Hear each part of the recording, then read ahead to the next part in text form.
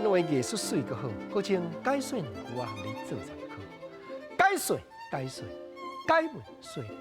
好朋友来，咱搁来研究过去清朝时代诗人所写的诗句，点点滴滴，搁正定咧讲千丝万句写台湾，世情山水人生观，记载历史的过程。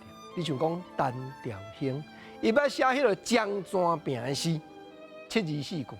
见面头一句讲：武人托实不奇功，动踮刀枪奋起勇，利益军点天地义，强争恶夺是歪风。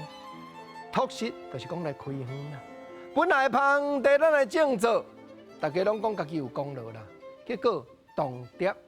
动踮这句汉文词，就是讲卡袂着，卡袂着吼，小可一个草喙尔。举刀举枪要起来拼，认真讲，谈诗人单调兴，咱来所看，利益均点上好吼，有利头，大家互相分配，见者有份，这是天地中间的公道。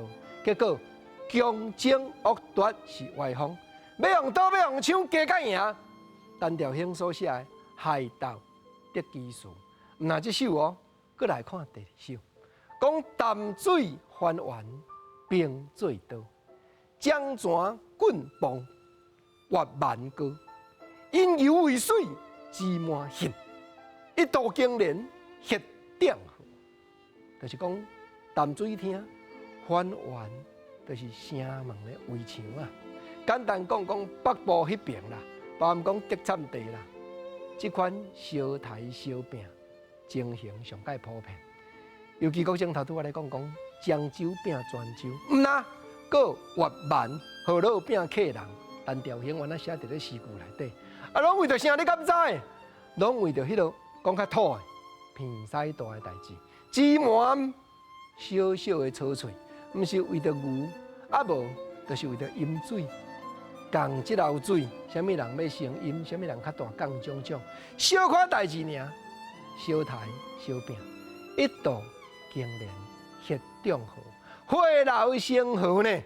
过去江山病偌凄惨，无电视新闻媒体的时代，咱来听单调兴害斗得其事的汉诗，嘛是写甲点点分明。